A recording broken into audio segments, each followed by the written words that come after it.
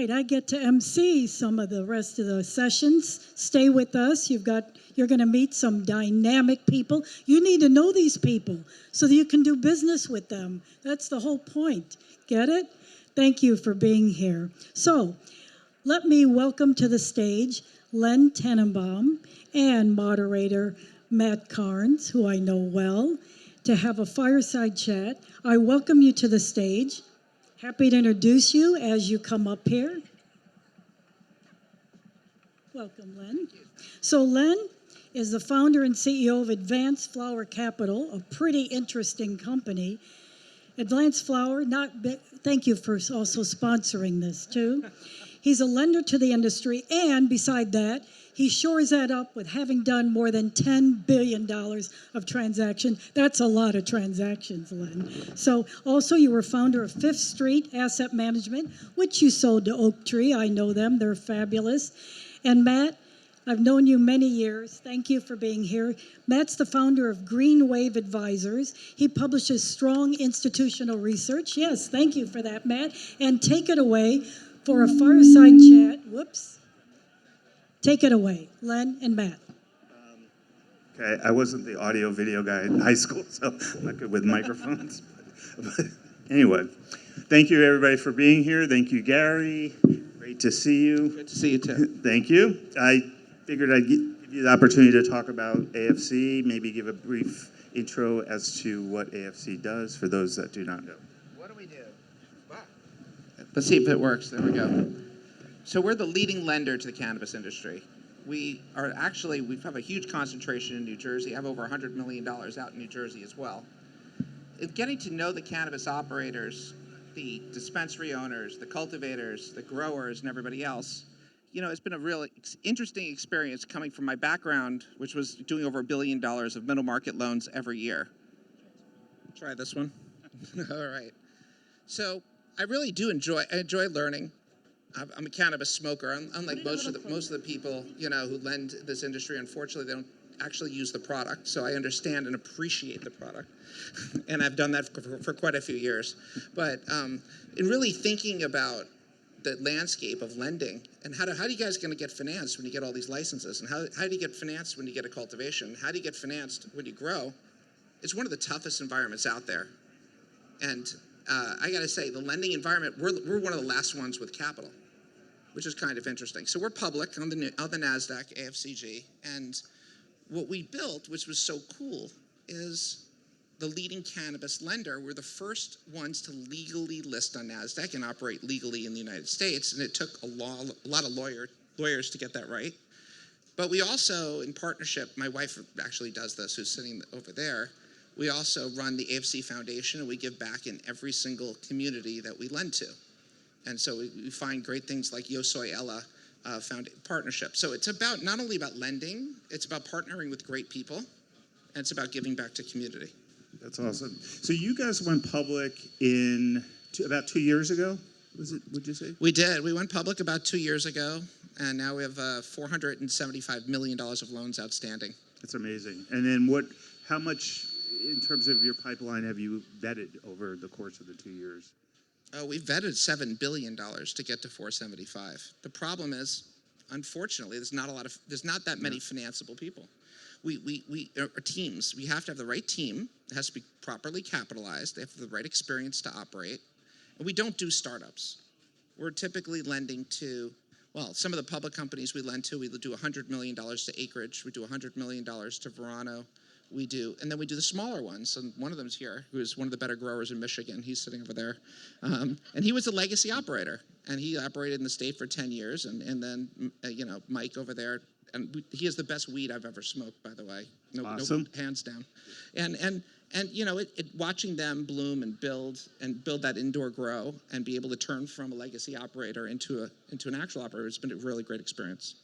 So before we get into your secret sauce as to how you've done so well, because your stock has done very well. This month, I think you're up like 14%. You're definitely outperforming. It's a 12% dividend yield. It's but still, the dividend yields 12 to 15%, something like that. It's a lot greater than your competitor. So you're doing something right, obviously. Thank you. But how has the industry changed in your view since, I mean, there's a lot of things moving around all the time, but what's the most profound change, would you say, over the last 2 years or so since you stepped in? Well, look, from an underwriting perspective, there has to be a balance between licenses and capital. If you go unlimited license, we do not invest in unlimited license states. We do not invest in California, Oregon, Washington, Oklahoma, Colorado, and now Michigan. We are heavily invested in Maryland, New Jersey. We're going to go into Connecticut. We're excited about their program. Ohio, Missouri, and I think Missouri rec is going to be exciting. New York is the big variable. And we're watching Chairman Wright to see how New York plays out, because it has to be a balance, right, between investable assets and limited limits. There has to be some limit to licenses, because we've watched prices crash and the regulators get overwhelmed in unlimited license states. And that's not going to be good for anybody in the long run. Yeah, it's unfortunate in New York because, like for New Jersey, for example, you know, they sort of teed up for recreational use maybe 2 years ago, some other states as well, so it's an easy flick of the switch. New York seems to be a bit more problematic. So is New York, you know, does that, if somebody comes to you and they're looking to deploy capital into New York, they get a license or whatever, do you check the box no? Is that a red flag? You just won't lend to anybody in New York, or you want to see those problems resolved first, or any of the potential problems?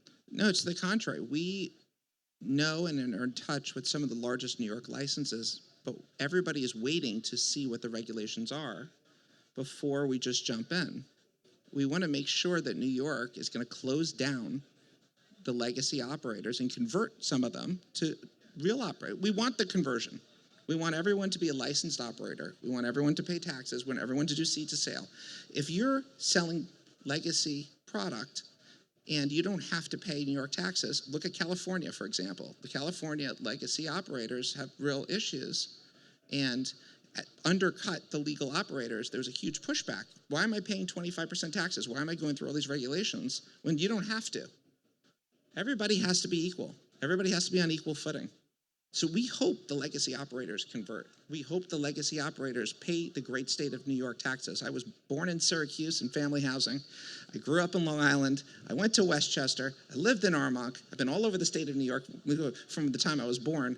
And I did move to Florida. I am now a Florida resident for the last 5 years because New York taxes got a little out of hand.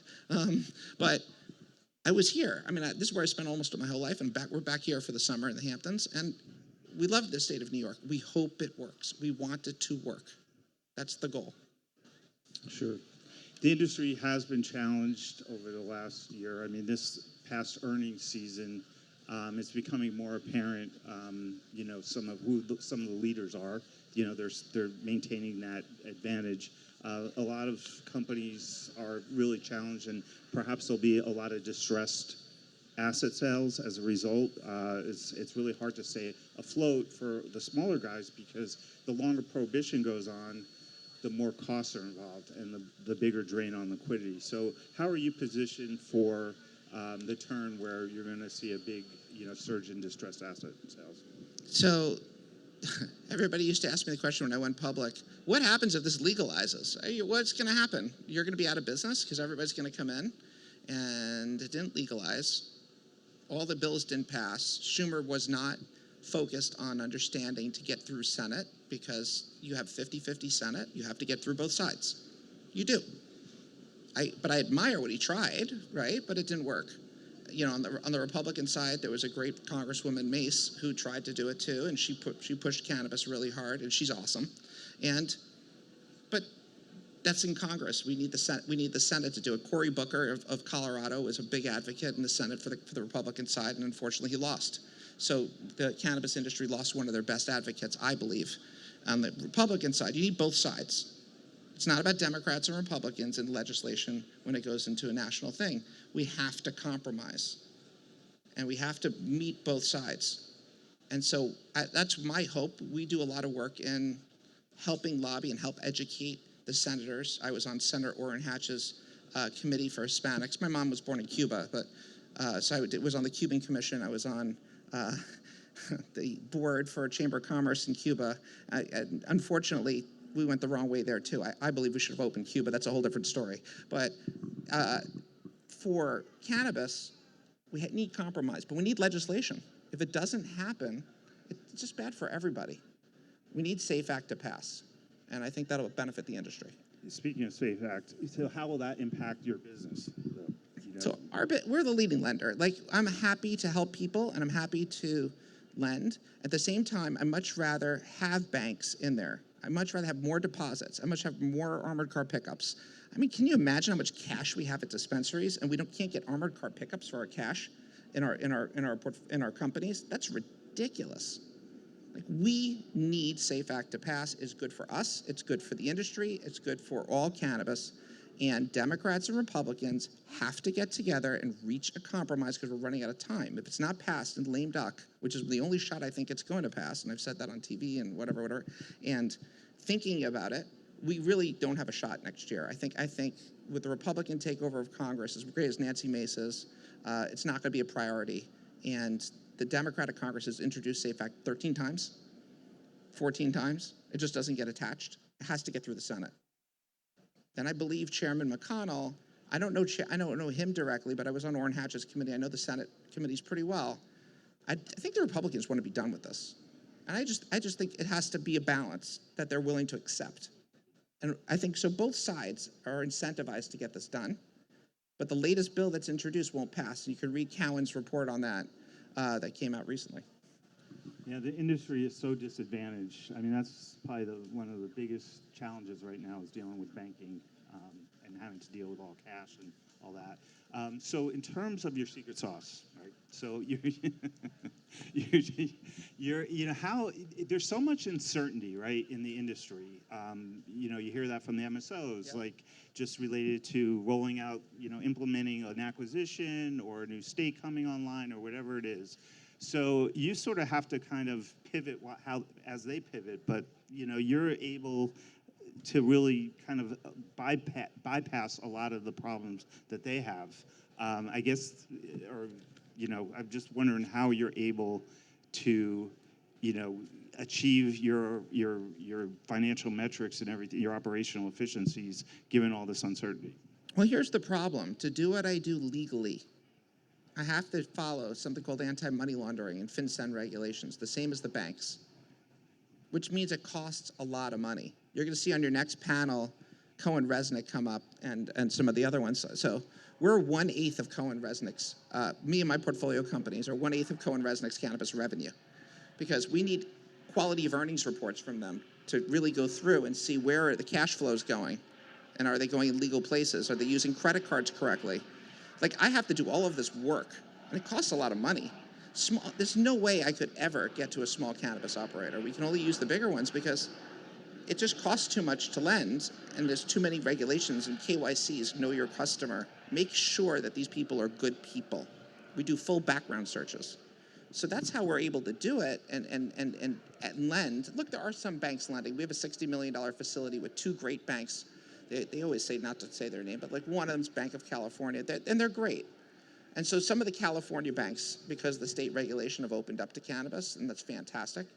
But if you really think about, the landscape, we want the landscape to open. We want more lenders. We want SAFE Act to pass, and we want New York to have the right balance, because New York is the second largest market, and it will helps catalyze the industry. Have you had to tighten your covenants, as a result of what's going on, or or your lending practice is pretty much status quo? I mean, are we making it harder to borrow? Not really, but we are making sure companies can actually get to their cash flow. I think that's the key.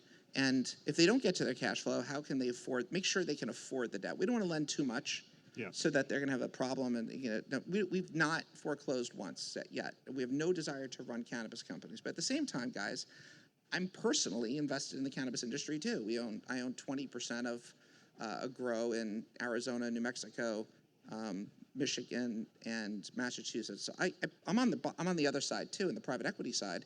I get what's going on and how hard it is. We have 3,000 employees. I get how great it is for the industry to employment is. So as a lender, we have to protect our shareholders' money, no question about it. As a equity guy, an investor in the industry, and a participant in the industry, we want the success, right, of the programs. And we work with the regulators, et cetera. Look, in order to lend to New Jersey, I have to be licensed in New Jersey. So I went through full licensing process just like any of you would do if you were a cultivation. So, and that's pretty serious. I mean, New Jersey licensing process, they come out of the casino industry. So think about setting this up right so cannabis is successful. And that's what I hope for in the industry. Yeah, and it's obviously you're doing a great job. One of your competitors, there was a default, right? It was like one of their top 10 customers, or yeah, you know. Oh boy. Yeah. So, you know, obviously you're doing something in terms of your review. And say it's so easy, right? We have It's hard, We I know. have defaults. We have workouts. We're not shy about it. Nothing goes perfectly. This is cannabis. It's very volatile. So don't. I'm not trying to tell you we have a perfect portfolio, but we work it out. So far, we've been successfully working out any of our issues, which is great. But part of it, and I was told this today by two of the top investment banks, is because my mandate of staying out of unlimited license states. Those are nightmares. Price per pound in Arizona is $360. Price per pound in California, nobody could sell. Michigan entirely collapsed. Aren't they paying people to take the pot away? Yeah, no, but seriously, the marginal cost of production, it's not worth it. And so we're not talking about high-end grows. We're not talking about indoor grows. We're talking about greenhouse grows, outdoor grows, et cetera. The price has absolutely collapsed below marginal cost of production. And lenders are getting wiped out, unfortunately or fortunately for us, because we're in good shape. And unfortunately, a lot of people that invested their whole life in life savings in these things are getting hurt. And that's what really sucks. So how do you differ? So your REIT's different than one of your competitors because you don't do sales leaseback transactions, right? You have less risk then, right? Because you're not actually having to purchase a property and Yeah, then we rent loan it. money to companies secured by cash flows, licenses, and real estate. So we do loans. And you want to talk about your dividend yield? My dividend yield's great. It's 12%. But the other cool thing about REITs is you get better tax treatment. So when you get your dividends, you get like this 15% off on your taxes because it's a REIT. And so that's really why we formed it. Look, I invested personally $50 million in. I'm the largest shareholder. I own 17% of my own product. I wouldn't try to sell someone something that I don't do myself. And I think that's important too, right? When I invest in other people, I'm investing my own money, and I'm investing in them, and that's a big statement. So, your earnings have increased steadily over the since you've gone public, really, and you've increased your dividend. How much of that is coming from prepayments, or is it not a big amount of your? Boy, your I'm earnings not sure everybody gets the whole. This is at the level. I hope everybody's at the level that you get this. Well, but, just you get. So earnings basically. Let me backtrack a little bit to what his question is. So earnings basically. I'm sorry if you do know this, but I saw but if you don't know it, I think everybody should be at Sorry, least level set. I'm just assuming. I should assume that everybody. Financial conference. But we earn money. We earn money for a bunch of stuff. We earn money from coupon, which is the amount of money we charge. We charge points up front, so you can make money that way. And when somebody pays you back, they pay you a penalty to pay you back. And how much is really earned every time we get paid back early? Because if you don't get paid back early, you earn something. But if you get paid back earlier than the end of the loan, you make more money. And we have had velocity every quarter, and that's generated additional earnings for us. But we've had to step up and finance more too. Well, I guess my question is, are the prepayments a result of, because most companies are stretched for cash, right? So they don't have the money to, take some money back, So is it more coming from companies that have been acquired and the debt's being paid back that way? Or, is it just because rates are going up, so nobody's refinancing, or maybe they are, but, I don't know, like, if you could comment. I think that it's a combination of, I want to refinance and get more money, and we're not willing to give it to them, and so they take it from somebody else. or they do a sale leaseback. So there's two alternatives. So you can take my money and take a loan and pay me back. You can take your property and sell it in a sale leaseback, which is how this industry was financed to begin with, and pay over 20 years. The problem with that is you got 3% escalators and you're starting at 11, 12% interest rate. So these cannabis companies that did that 6, 7, 8 years ago that thought they were getting such cheap financing are now paying 16, 17% on their property. And they got over advances. And so that's what we were talking about, is that massive competitor that may be out there has some issues because those customers can't afford their rent payments. So that's a real problem. And so, but everybody has a choice on how, and by the way, we like both forms of financing. We think they work in tandem. We think people should have loans and sale leasebacks, but you just have to be very careful about how your cost of capital is rising. Sure. We don't have much time, so I thought I would open it up to any questions. Let's do it. Anything you guys want to know? There's no topic off base. And if anybody has any accountant jokes, we have the panel coming up next. I don't know any accounting jokes. Any questions? No, there's no questions. She has a question. Awesome.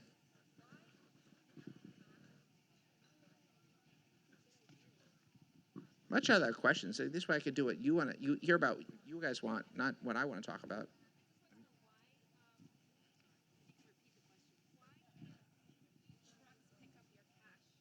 That's a great question. See, why can't these armored trucks pick up your cash? In the state of Ohio, there are only 2 armored truck companies that are licensed to pick up from cannabis operators. 2, which is insane. And so you can't schedule these guys. So they're scheduled at like twice a week. So you're holding $350,000 of cash balance at your dispensary. And so what happened to one of our customers, unfortunately, is magically the truck company didn't come pick up on a Thursday. And on Sunday, they were robbed. Now, what a coincidence, right? They just skip a thing. So this way they had $500,000 in cash gone. Inside job, I believe. You know, I'm not. But if they could get more armored car pickups, I'll give you a worse scenario. How about banks? It costs 2 of our customers $10,000 a month for the right to deposit in a bank. They don't get interest. For the privilege of giving your money to a bank, they pay $10,000 a month. How about credit cards? How bad those are. 4% fees, 5% fees, unless you bounce it through Canada, change it to cryptocurrency, and come back, which is the only legal way I know of doing it. That's insane. SAFE Act fixes all of these stupid things that hurt our cannabis operators. It's ridiculous. Absolutely. All right. Any other questions? Come on, you guys got to be curious about something. Yes. You mentioned sale leasebacks. Can you talk a little bit more about that and how it works, like in tandem with a 1031 exchange? Sure.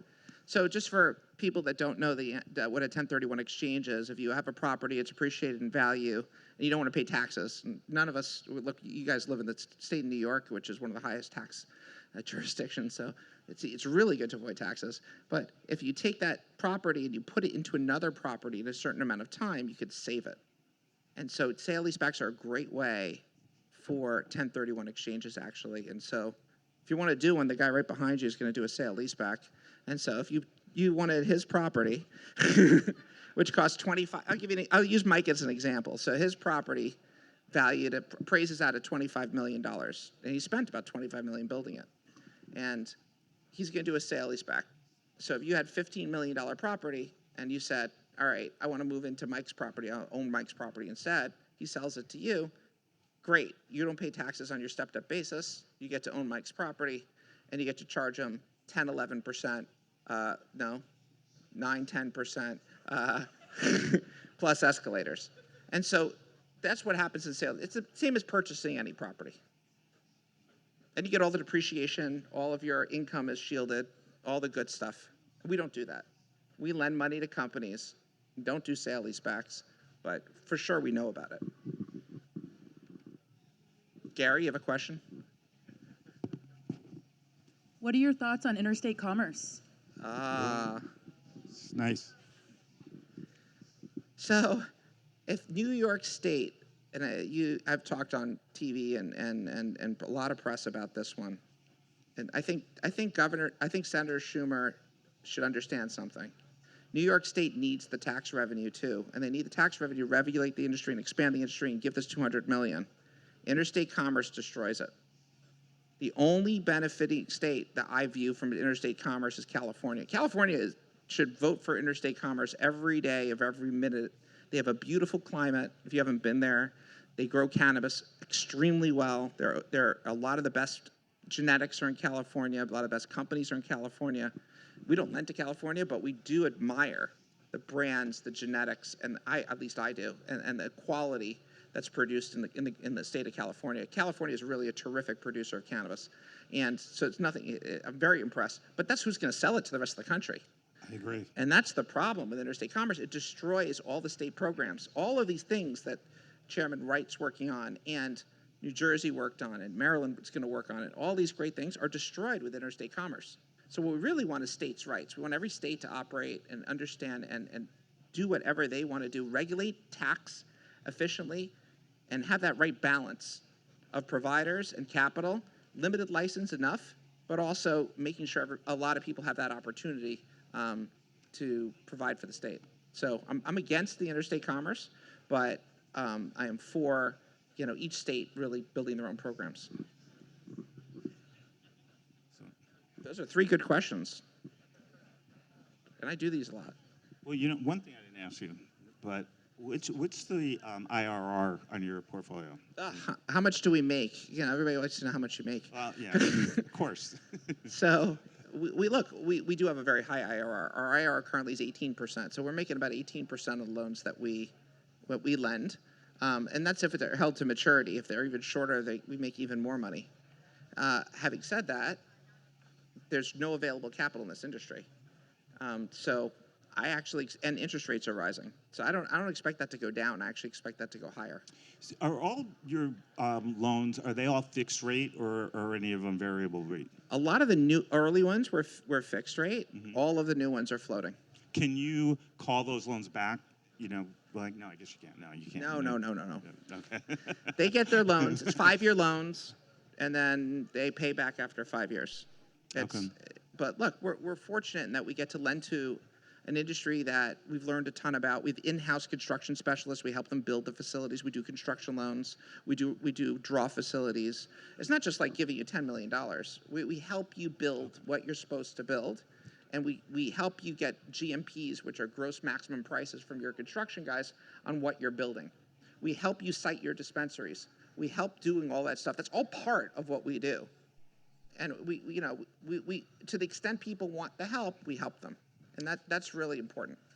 All right, they're playing the music. The music is starting. Gary, thank you so much for inviting us, and thank you for the questions. All right, awesome. Thank you.